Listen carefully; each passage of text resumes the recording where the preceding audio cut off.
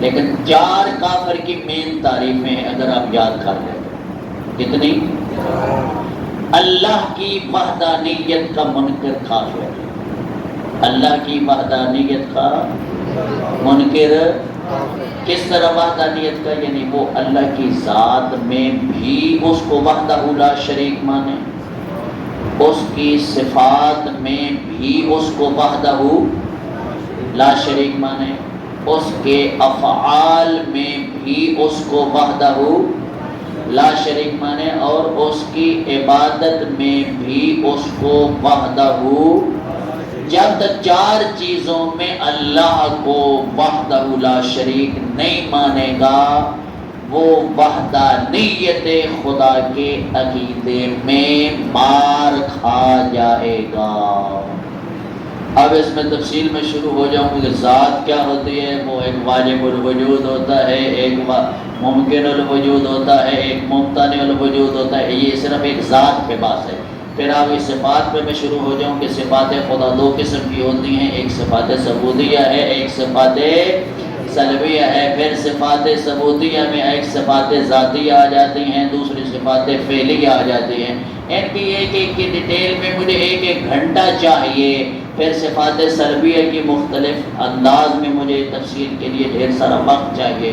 آگے افعال خداوندی میں مثلا اللہ جو کر سکتا ہے وہ کوئی کائنات کی طاقت، خالق وہی ہے، رازق وہی ہے، محیی وہی ہے، ممیت وہی ہے، بارشیں برسانے والا وہی ہے، بارشوں کی دور سے پہلے ٹھنڈی ہوائیں بھیج کے گرمی کے صدائے ہوئے مومنوں کو پیچھے سے آنے والی بارشوں کی خوشخبری سنانے والی ذات اللہ کی ذات۔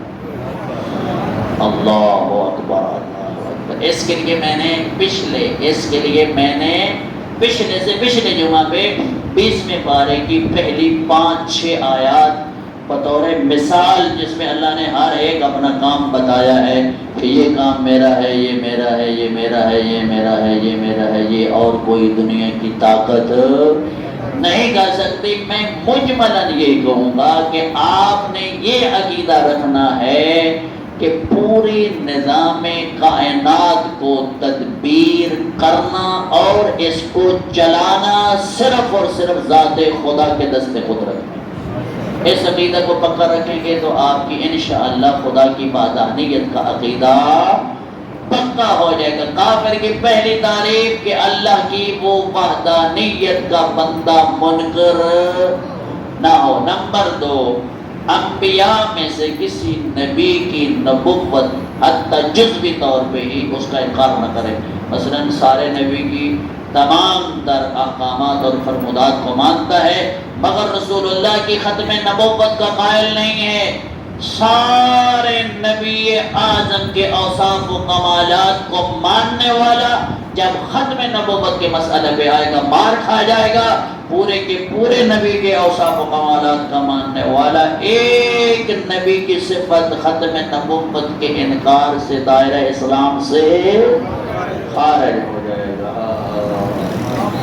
بعد میں تیسرے نمبر پہ وہ بندہ کافر ہے جو ضروریات دین میں سے کسی ایک ضرورت کا منکر ہو۔ ضروریات دین کیا ہے؟ ضروریات دین یہ ہیں کہ جس کے واجب ہونے پر یا کسی عمل کے حرام ہونے پر پوری ملت اسلامیہ کا اتفاق ہو۔ مثلا نماز واجب ہے، تمام مکاتب فکر اس کے واجب ہونے پہ اتفاق کرتے ہیں۔ اگر کوئی ایک پہ کھڑا ہو جائے کہے کہ نمازوں میں کون سا دین پڑا ہوا ہے، وہ نماز کا مذاق بنا رہا ہے۔ ایک ضروریات دین میں سے ایک ضرورت کے مذاق کرنے کی وجہ سے بندہ دائرہ اسلام سے، یا کسی حرام کام کے اوپر ساری ملت اسلامیہ کا اتفاق ہو۔ مثلا خون کا کھانا یا پینا کیا ہے؟ اگر کوئی کہے کہ جو بندہ خون پیے اس کو اولاد ہو جائے گی،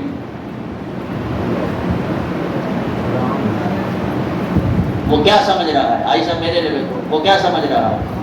خون کو پینے کو کیا سمجھ رہا ہے؟ حلال سمجھ رہا ہے۔ پوری ملت اسلامیہ اس کے حرام ہونے میں متفق ہے. لہذا ایک فرد نے جب ایک پوری ملت اسلامیہ کے حرام کے متفق علیہ مسئلہ کو حلال بنایا تو نتیجتاً یہ بندہ بھی دائرہ اسلام سے. انما حرم اللہ علیکم المیتۃ والدم ولحم الخنزیر. اللہ کی ذات ارشاد فرماتی ہے کہ ہم نے تم پر حرام قرار دیا ہے خون کا پینا، حرام گوشت کا کھانا اور خنزیر کا کھانا، مردار کا کھانا، اور ساتھ انما حرم علیکم المیتۃ والدم، دم خون کو کہتے ہیں، والدم ولحم، یہ قرآن کی آیت ہے. لہذا ضروریات دین میں سے کسی ایک ضرورت کا منکر دائرہ اسلام سے سوچ لو کہ نیندر آگے نہیں. میں آپ کو صرف متوجہ کی طرح یاد کرنا ہے. 3 تعریفیں ہو گئی. چوتھی تعریف کافر کی یہ ہے کہ جو بندہ بھی ائمہ اہل بیت علیہم الصلوۃ والسلام میں سے کسی ہستی کی بول کر توہین کرے. مثلا کوئی بندہ بغیرت کہتا ہے کہ امام مہدی میری کے لت بن گئے،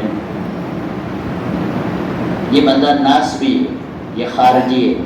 یہ بندہ ناسبی ہے اور یہ بندہ خارجی ہے. جس طرح اللہ کی وحدانیت کا منکر کافر ہے، اسی طرح ائمہ اہل بیت علیہم الصلوۃ والسلام میں سے کسی ایک مقدس ہستی کی توہین کرنے والا بھی کافر ہے، نجس ہے، اور وہ انسانوں سے نکل کر کتے اور سور کی لسٹ میں جا کر کھڑا ہو جاتا ہے.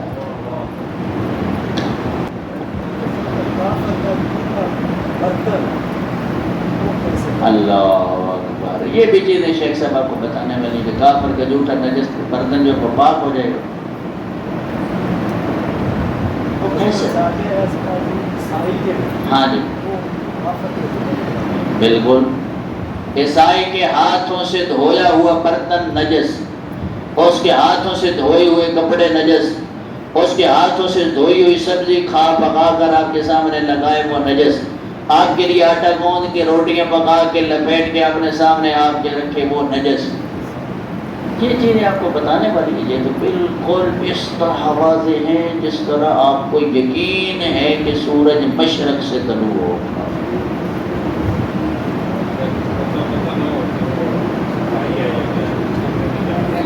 جس کو پتہ نہ ہو، گھر میں سین رکھی ہو تو پتہ نہ ہو، ہوٹل میں بھی پتہ ہوتا ہے. آپ جب اس کی تھوڑا سا تہ میں جائیں گے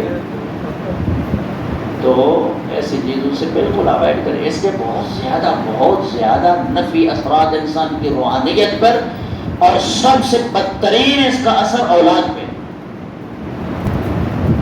نجاست خور انسان امام کی محفل میں بھی صراط مستقیم پہ نہیں آ سکتا، کیونکہ جب اس نے کھانا ہی نجس ہے، اس کی رگوں میں پیدا خون ہی نجس ہونا ہے. اب جس کے اندر پیٹرول ہی نجس ہو، حرام ہو، اس کا نتیجہ کیا ہے؟ ہمارے معاشرے میں ان چیزوں کی قدر نہیں ہے میرے بھائی میرے بزرگوں. میں پیٹ